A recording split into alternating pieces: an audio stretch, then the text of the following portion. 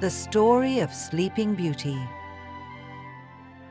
Once upon a time, in a beautiful kingdom far away, there lived a kind king and queen who wished with all their hearts to have a child. Year after year they hoped and waited until finally their greatest wish came true. They had a beautiful baby daughter.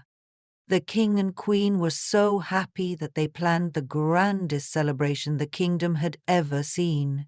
They invited all 7 of the good fairies in the realm to be the princess's godmothers. Each fairy would give the baby princess a special gift, as was the magical custom in those days. The palace was decorated with flowers and ribbons of gold and silver. The fairies arrived, wearing their sparkling dresses and carrying their magic wands. Before each fairy's place at the banquet table, there was a beautiful golden box containing a special golden spoon, fork, and knife, decorated with rubies and diamonds. But just as everyone was sitting down to the feast, an old fairy appeared at the door. No one had invited her because they thought she had gone away forever. She hadn't left her tower in 50 years. The king quickly asked for another place to be set for her, but there weren't any more of the special golden boxes, as only 7 had been made. The old fairy felt left out and became quite grumpy. One of the young fairies overheard her muttering to herself and worried she might give the princess an unkind gift. Cleverly, the young fairy decided to hide behind a tapestry so she could be the last to give her gift and fix any problems.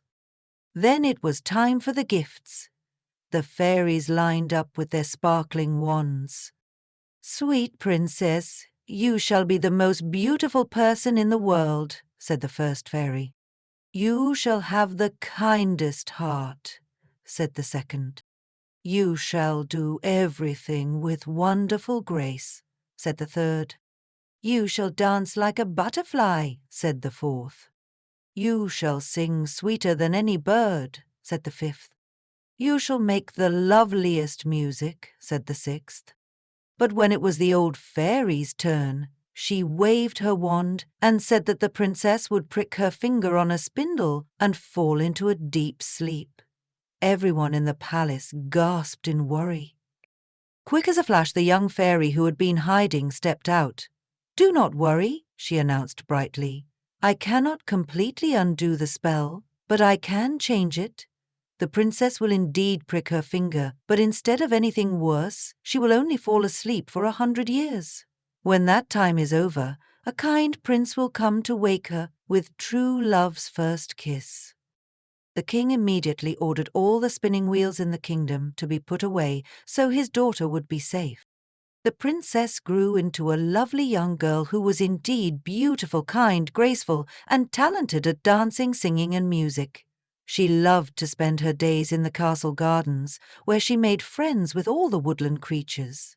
Rabbits would hop closer to hear her sing, birds would perch on her shoulders as she walked, and even the shy deer would come to eat berries from her hand.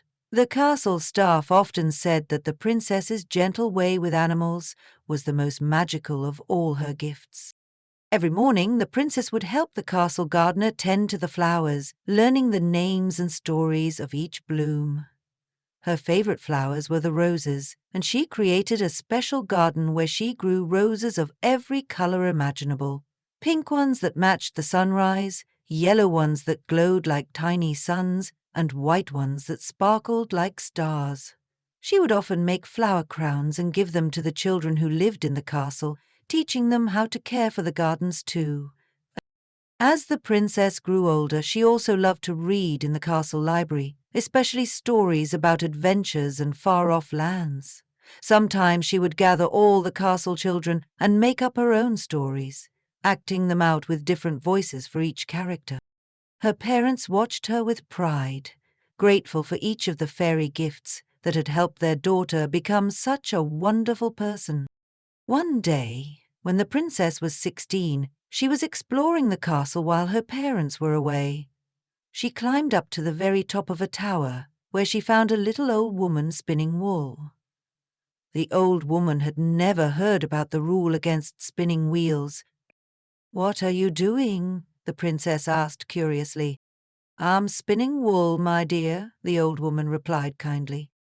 Oh, how interesting! May I try? Asked the princess. But as soon as she touched the spindle, she pricked her finger and fell into a deep, peaceful sleep. When she was found, everyone in the castle was very sad. The king had her placed in the most beautiful room in the palace, on a bed covered with golden and silver flowers. The good fairy who had helped before heard what happened and rushed back to the castle. She knew that when the princess woke up, she would be scared if she was all alone, so she used her magic to send everyone in the castle into a peaceful sleep too. All the helpers, cooks, guards, and even the princess's little dog, who was curled up next to her on the bed. That way, when the princess woke up, everyone would wake up with her and be there to help her. The fairy also made a forest of beautiful rose bushes grow around the castle to keep the princess safe while she slept. The roses grew so tall that only the castle towers could be seen from far away. 100 years passed.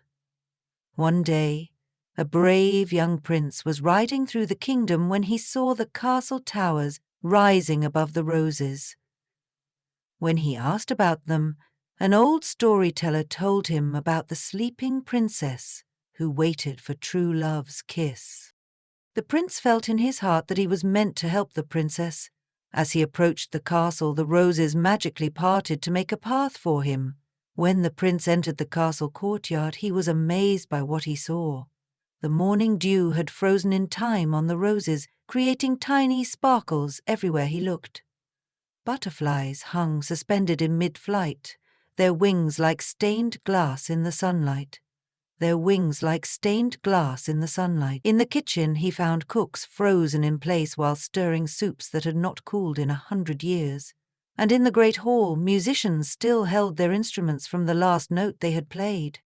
As he climbed the winding stairs to the princess's tower, the prince gathered roses from the vines that grew along the walls. Each step brought him closer to the sleeping princess, and his heart beat faster with the feeling that he was exactly where destiny meant him to be. When he finally reached her chamber door, he found it covered in climbing roses with blooms as big as dinner plates, their petals slowly parting to let him pass. Inside the castle, he found everyone peacefully sleeping, guards, cooks, servants, and even little animals. Finally, he climbed the tower stairs and found the princess. She was so beautiful and peaceful that the prince knelt beside her bed. When he gave her a gentle kiss, the princess's eyes fluttered open and she smiled at him. "You've come at last," she said happily. All around the castle, everyone began to wake up. The cooks went back to cooking, the guards stood up straight, and the little dog wagged his tail with joy. The prince and the princess talked for hours and hours, sharing their stories and dreams. That evening they had a wonderful feast, with music played by the court musicians, who played beautifully even though they hadn't practiced in 100 years. The castle chaplain married them in a beautiful ceremony, and everyone celebrated with dancing and singing. The prince took the princess home to his castle, where they were welcomed with great joy. They soon had 2 beautiful children, and from then on they lived together in happiness, ruling their kingdom with kindness and wisdom. And as for the old fairy who had cast the spell, she learned that being kind was much better than being grumpy, and she became one of the princess's most loyal friends, often visiting the castle to play with the children. After she became friends with the family, she turned out to be the most wonderful storyteller in all the land. Every evening, she would visit the castle to tell the children magical bedtime stories, conjuring tiny illusions in the air to make the tales come alive. She taught them about the importance of forgiveness and how mistakes could lead to beautiful new beginnings. The children loved her so much that they called her Grandma Fairy, and she could often be seen flying through the castle gardens with both children riding on her magic carpet, their laughter echoing through the kingdom like music. The whole kingdom lived in peace and joy for many years after, and, as all good fairy tales end, they all lived happily ever after.